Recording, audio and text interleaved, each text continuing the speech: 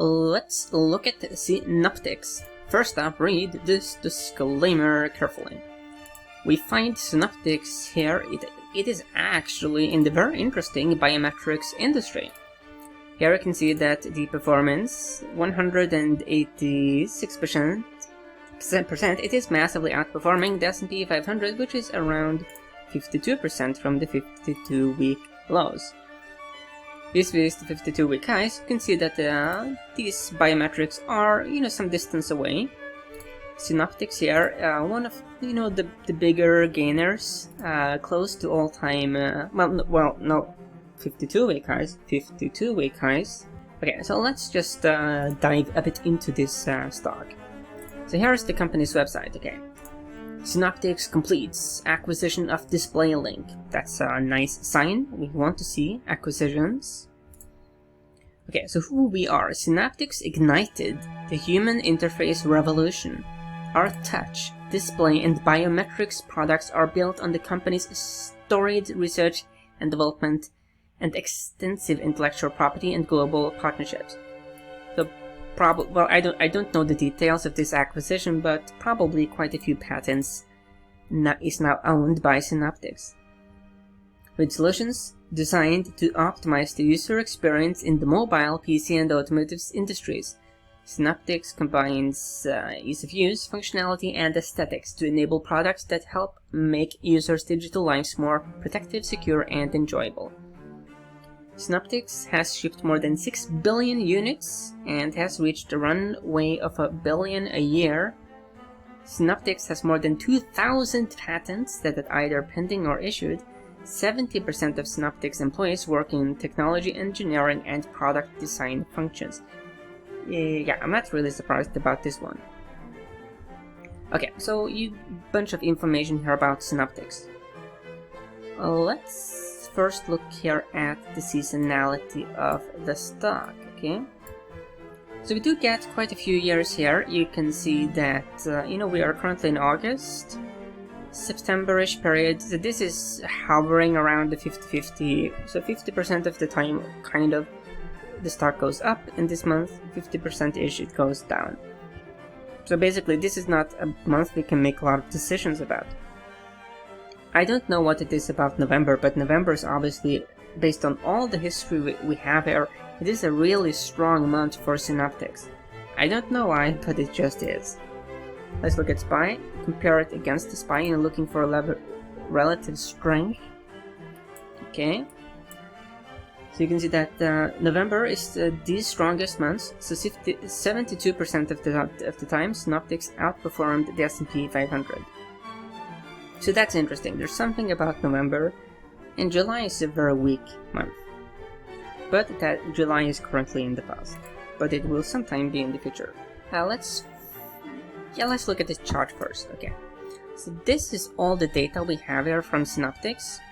Using weekly data points, we go all the way back here to 2002. Something that jumps right out at me immediately is that this stock likes to move in cycles. Up, down, up, down, up, down, up, down, up, down. Let's see how reliable the cycles are. Yeah, I mean, long-term, there is some decent reliability to these cycle patterns. This is rather impressive.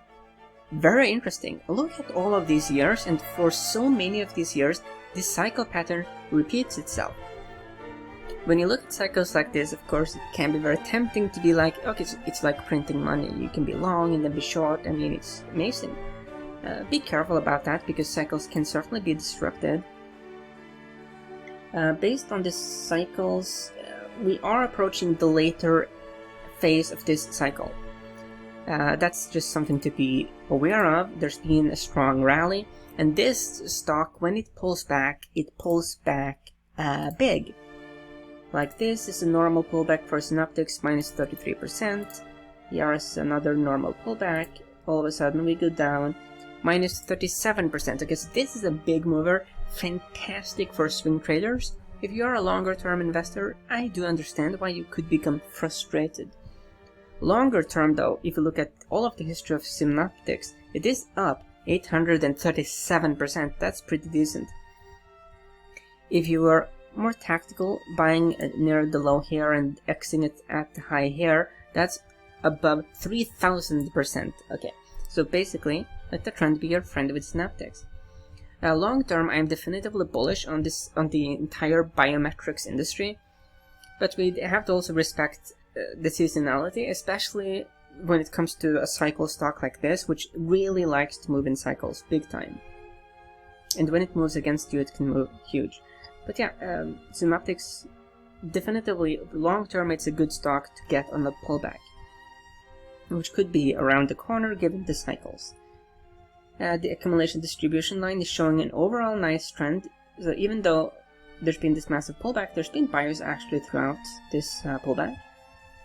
There is a 61% positive correlation with S&P 500, which isn't really that strong. It's not weak, but it's sort of like in the middle. The RSI is kind of in the neutral zone. It was very overbought here. You could definitively make the case that there's a bearish divergence here between the RSI and price action.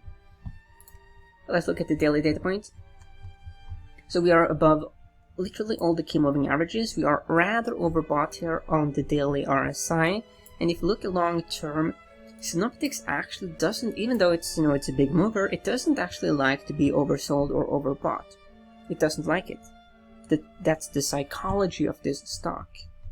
So that's something to be aware of, especially given that we are in the later part of the ascending cycle. Okay, you could also make the case that we have a bit of a double topish pattern. And here are some candlesticks like a doji star bearish, and this here is, okay, both are, yeah. Yeah. So that's the charts when it comes to Synaptics. Well, let's first look here at Saks.com. They do have a number to buy on Synaptics. That's bullish, of course. C-value score, that's good for, I mean, this is a biometrics stock. Categorized here as electronic semiconductors. There's some value here, even at these levels. A growth score, that's obviously good. A momentum, good. VGM of A, so it's good. It's all good.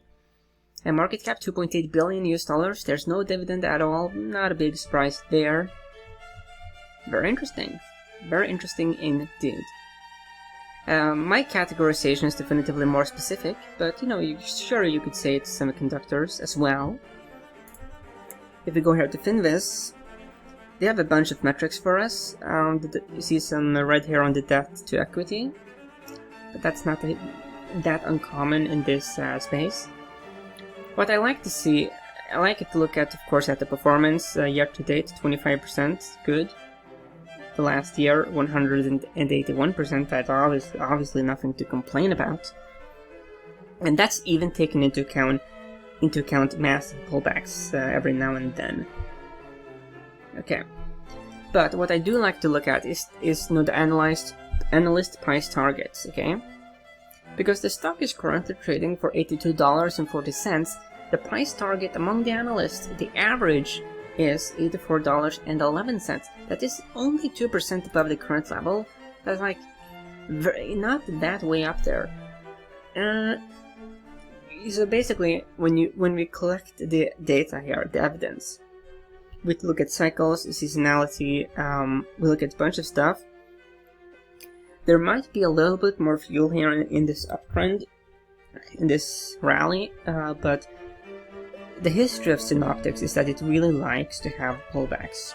Even during this sharp rally phase here, it did have a few pullbacks, and when it pulls back, it is more meaningful. Like this pullback here to this low, that's all of a sudden minus 10% here, and that's a correction. It doesn't look like that much here, but Synaptics, it's a big mover. It just is. That's the psychology.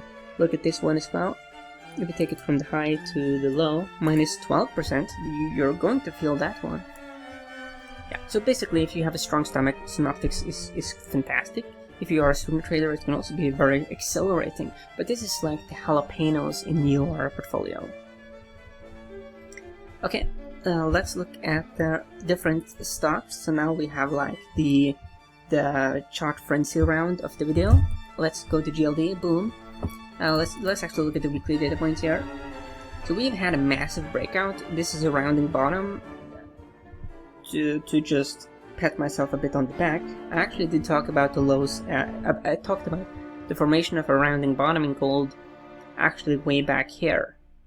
So I've actually been quite bullish on gold for some time, thinking that the bear market was over and we would have a bull market. Well, this is quite the bull market. It's very impressive. If you look at the long-term history of gold, looking at decades, gold does like to move in cycles. And whenever there is a major excess, we usually see some reversion to the mean, because this is not like a penny stock. This is a commodity that's been around for a very long time. Given that this rally is kind of a bit excessive, we are way above all the moving averages. RSI is getting quite stretched. I would be shocked if we didn't get a pullback. As a matter of fact, the pullback here could form a very nice cup and handle pattern. One of the reasons why gold has been rallying is because the dollar has really been showing some spectacular weakness. So here you have, dollar in super buy mode. Here the bears have been rather aggressive. There's been a lot of talk, for a long time about sometime the dollar's supremacy will end, and I do think that will happen sometime in the future. Is it now? Hard to tell. It always is, of course, easy to look at things in retrospect. But if you think about the United States and ask yourself the question, as an empire, is it at its emerging phases, or is it more in its waning phases? I think that we could make a strong case it's a bit waning.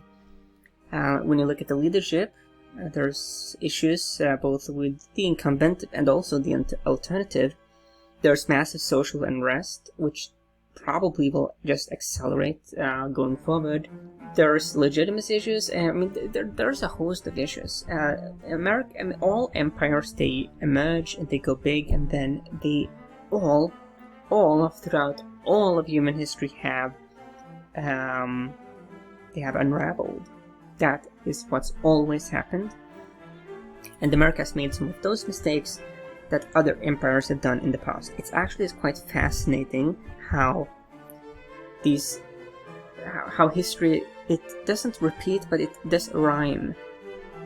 There seems to be some eternal dynamics of political science that we just refuse to learn. Maybe those forces are just so profound and so big that our human cognition is not able to manage them. Okay, this is Nisars. Let's go to a bit more lighter stuff here. Nisars, it's one of those, a lot of people have like a pet stock. Nisars and the chart is actually one of my pets. It's one of the charts I have in the background a lot. It just become a thing. You probably have some of that yourself. There's been a massive trend change here for sure with Nisars. Massive, strong rally. Now we are in this monstrous consolidation box, major box. The saying is, of course, the longer you go sideways, the bigger the breakouts.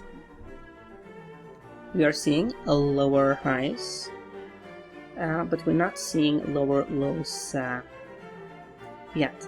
Even intra-week here, the low actually is a bit higher here than here. So it's a bit of an indecisive development, but there is some push here towards a potential breakdown. So basically the bears have the leverage in this instance. Okay. Whatever you do, of course, you want to let the trend be your friend, and may the trend be with you.